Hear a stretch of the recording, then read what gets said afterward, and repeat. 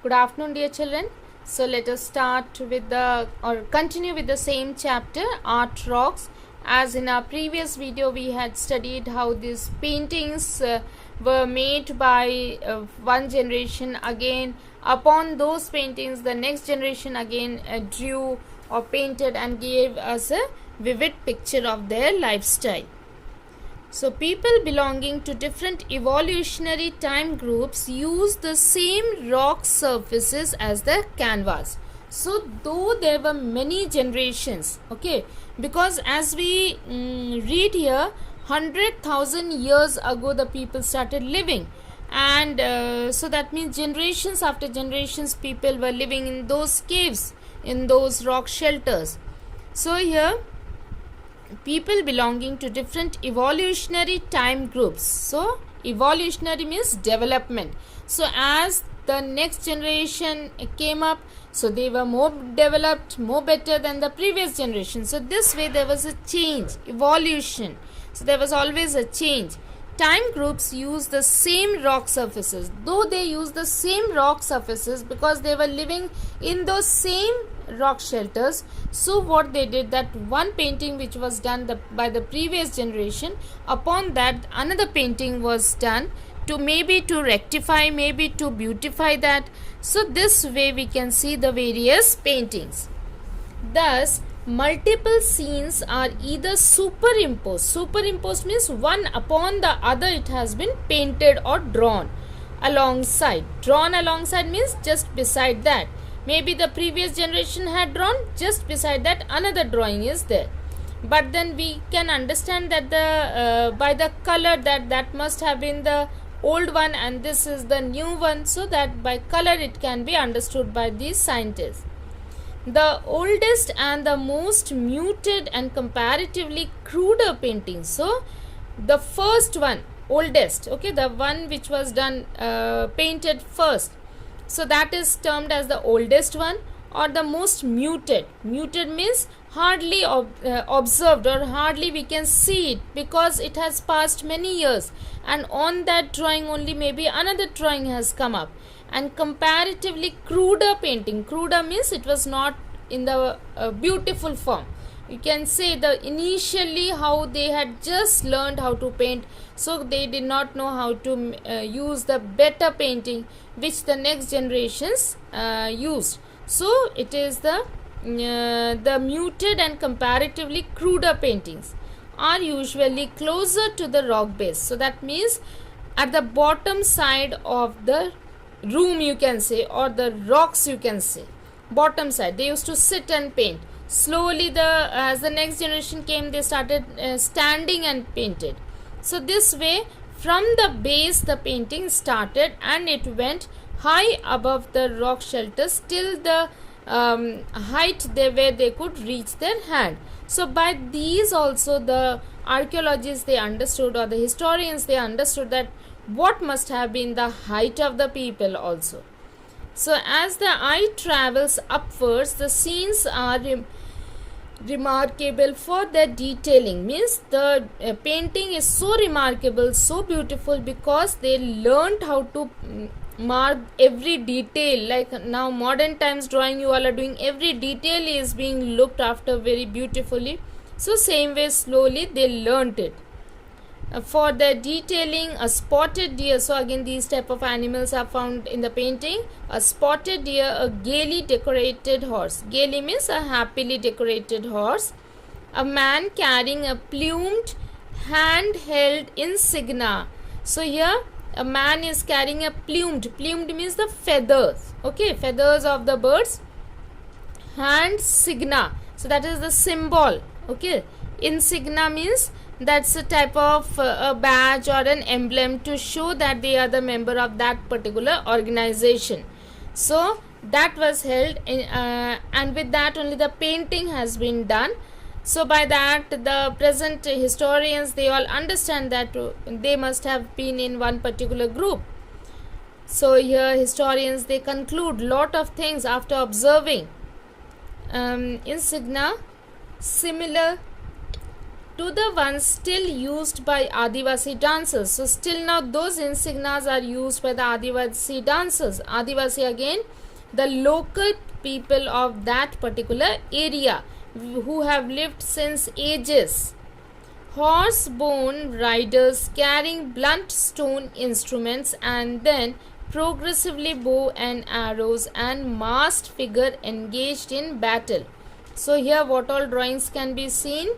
The horse-borne riders means the riders which are on the horseback carrying blunt stone instruments. So that means these stones are not sharp, they are blunt instruments, and then progressively bows and arrows. So these type of instruments also they carried, and masked figures engaged in battle. Masked means group of people, they were engaged in battle. So these type of paintings can be found.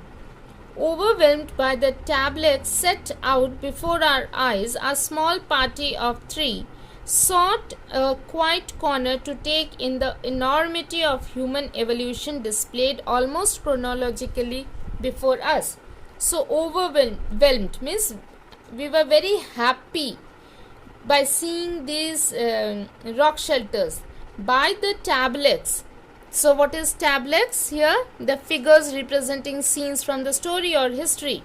So we were overwhelmed, we were extremely happy by the beautiful figures set out before our eyes. Now who is this R over here? The author and her 2 friends. Okay, so totally they were 3. A small party of 3. So that means totally 3 members had come to visit Bhimbetka.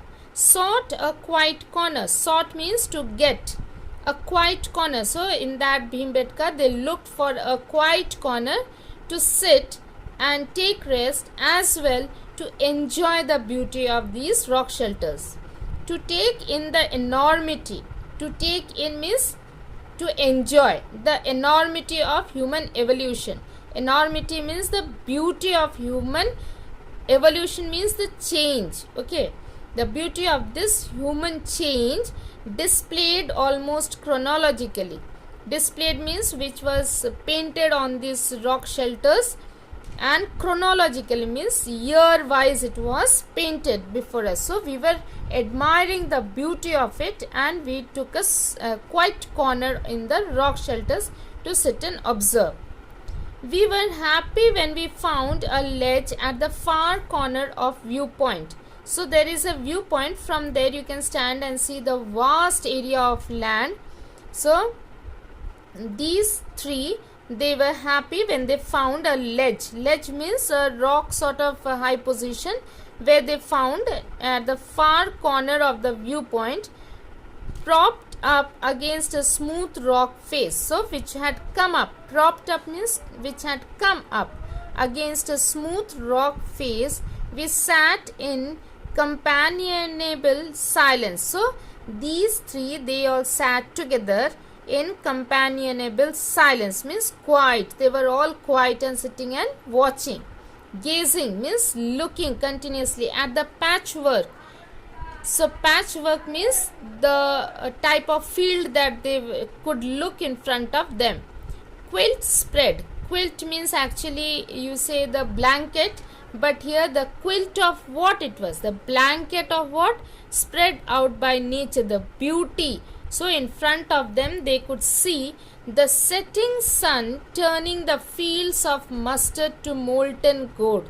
So now the sun was setting, that is evening time, and the sun rays were falling on the mustard flowers, which are already yellow color. When the sun rays fall on them, they are glittering, they are shining, and as though it is gold, they seemed like gold. And that beauty these 3, the author and her 2 friends, were enjoying. Okay, so this is what they call as the patchwork quilt spread out by nature. So the beauty of these mustard flowers, which were looking like molten gold. Molten means liquid gold. The tender green of unripe wheat alternated. So now here beside this mustard field, there was tender green of unripe wheat. Unripe means which is not ripe, जो पका नहीं है, कच्चा है, wheat. Okay, wheat means गेहूँ. the tender green. So that means since it is not ripe, it is not yellow color, so it is green color because it is raw. Okay, tender green of unripe wheat alternated with the darker olive of stately sal trees. So that means here again sal trees were also there. So we find the beauty, the natural beauty, the mustard field, beside that the wheat field, then the sal trees, and the earth and sky seemed to meet in perfect harmony on the distant horizon. So it seemed for them as the earth and sky were meeting at the horizon. So horizon is that place where we feel that the earth and sky are meeting, but we now know that earth and sky can never meet. That is only an imagination of what it appears to us. Okay, just as we were visualizing how utterly magical the view from our ledge would be during the rains and making plans to come again during the monsoon. So they were sitting and visualizing, imagining. Visualizing means imagining the beauty, that how beautiful it will be during the rainy season. Utterly magical means extremely magical look will be there. The view from our ledge, the place where they were sitting, from there the view of the field would be during the rains, means during the rainy season, and making plans to come back. And they were sitting and thinking that they would come back again here to see the rock shelters as well as the beauty of this place during the rainy season or the monsoon season. So at that particular time they were sitting quietly and imagining this and enjoying the beauty. So just at that particular time, the stillness means the quietness of that area was snapped. Snapped means broken. So the quietness in that area was broken in the rudest manner. So someone broke the quietness, someone started shouting over there in the rudest manner, means in a very bad manner possible. The great Indian tourist arrived unbidden. So now here who had arrived? Now until now only these three were there, but now the great Indian tourist, all the people, they all came in by some bus, and so they had come here to visit this rock shelter. So they started talking loudly and disturbing the quiet and calmness of these three people. So tourists arrived unbidden means no one was there to stop them, and like the proverbial bull in a china shop. So like how china shop means the things which are made of the very delicate items, isn't it? The china ware. So the porcelain, those are made of delicate item, and all of a sudden if you send a bull in that particular shop and he goes, the bull is running here and there and breaks everything. Same way the author is saying that these tourists broke our silence, the quietness, the calmness that we were enjoying. So proverbial bull in a china shop proceeded to have a long and loud conversation. So these people started having long and loud conversation on their cell phone. So this particular person who was on cell phone started talking very loudly, thus shattering the silence. So shattering means breaking the silence that we had been reveling in. Reveling means enjoying in. Supremely unaffected by our glares. So these people, they were unaffected means they did not even bother when we were glaring at them. Glaring means aankh dikhana, looking very broaden your eyes, widen your eyes and looking at someone angrily. Okay, so that is known as glare. They were not affected. Those tourists, they were not affected by the glares of these people, and pointed sure. So that means to keep quiet. These three people, they started pointing, put the finger on the lips to show be quiet. He continued an endless monologue. So that man who was on his cell phone, he continued talking with his endless monologue. Monologue means like yes, okay, no, yes. So these type means one word when you say, that is known as monologue, in his booming voice. Booming means in a high voice, till finally we considered defeat So till finally what happened, the author and her two friends, they took the defeat. Considered defeat means they accepted the defeat, that after telling that man to be quiet, the man was not quiet. So now these three, they gave in, okay, and chose to get up and leave. So these three, now Rakshanda Jalil and her two friends, they got up from that place and they decided that yes, it's time we should leave now, because these people will never give us the peace of this particular area. But nothing and nobody could take away the awe we carried home. So the author says nobody or nothing can carry the feelings that we have taken within us. So awe means the extreme beauty within us that we are carrying home with us, and awe that still makes me break out in goosebumps. So whenever I remember sitting at home, whenever I remember the rock shelters, I get goosebumps. So that means je bolte hain na रोंगटे खड़े हो जाना, because of its beauty. So that is what the author wants to say. As I visualize Bhimbetka in my mind's eye.